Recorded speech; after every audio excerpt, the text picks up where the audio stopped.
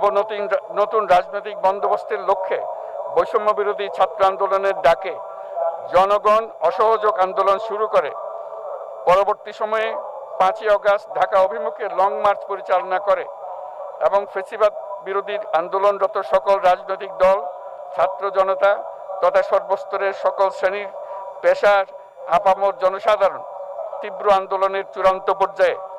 গণভবনমুখী জনতার উত্তাল যাত্রার মুখে ফ্যাসিস্ট হাসিনা 5ই আগস্ট 2024 তারিখে পদত্যাগ করে দেশ ছেড়ে পালিয়ে যেতে বাধ্য হয়। এবং যেহেতু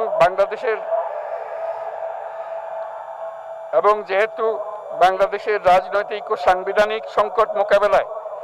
গণঅভ্যুত্থানের মধ্য দিয়ে ব্যক্ত জনগণের সার্বভৌমত্বের প্রত্যয় ও প্রয়োগ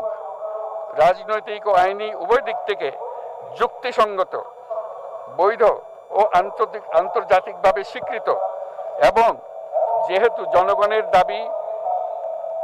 অনুযায়ী এরপর অবৈধ দ্বাদশ জাতীয় সংসদ ভেঙে দেওয়া হয় এবং সংবিধানের 106 অনুচ্ছেদ অনুসারে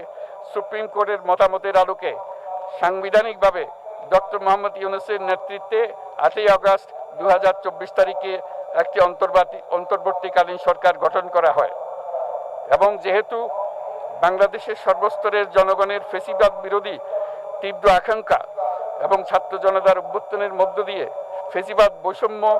দুর্নীতিমুক্ত সমাজ ও রাষ্ট্র বিনির্মাণের অভিপ্রায় প্রকাশিত হয়, সেই হেতু বাংলাদেশের জনগণ সুশাসন ও সুষ্ঠু নির্বাচন, ফ্যাসিবাদী শাসনের পুনরাবৃত্তি রোধ, আইনের শাসন, অর্থনৈতিক ও সামাজিক ন্যায় বিচার নিশ্চিত করার লক্ষ্যে নিয়মতান্ত্রিক উপায়ে বিদ্যমান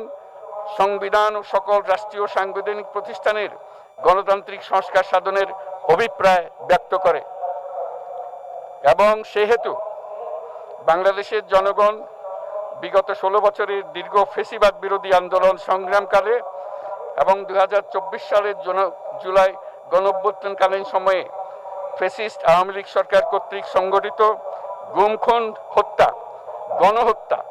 মানবাধিকার বিরোধী অপরাধ ও সকল ধরনের নির্যাতন, নিপীড়ন ও রাষ্ট্রীয় সম্পত্তি লুণ্ঠনের অপরাধ সমূহের দ্রুত উপযুক্ত বিচারের দৃঢ় অভিপ্রায় ব্যক্ত করছে। সেহেতু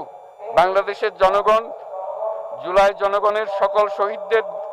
জাতীয় বীর হিসেবে ঘোষণা করে শহীদদের পরিবার, আহত যোদ্ধা এবং আন্দোলনকারী ছাত্র জনতাকে প্রয়োজনীয় সকল আইনি সুরক্ষা দেওয়ার অভিপ্রায় ব্যক্ত করেছে। এবং সেহেতু বাংলাদেশের জনগণ যুক্তিসঙ্গত সময়ে আয়োজিতব্য অবাধ ও সুষ্ঠু ও নিরপেক্ষ একটি নির্বাচনের মাধ্যমে গঠিত জাতীয় সংসদে প্রতিশ্রুত প্রয়োজনীয় সাংবিধানিক সংস্কারের মাধ্যমে দেশের মানুষের প্রত্যাশা, বিশেষত তরুণ প্রজন্মের আকাঙ্ক্ষা অনুযায়ী আইনের শাসন ও মানবাধিকার, দুর্নীতি, শোষণমুক্ত, বৈষম্যহীন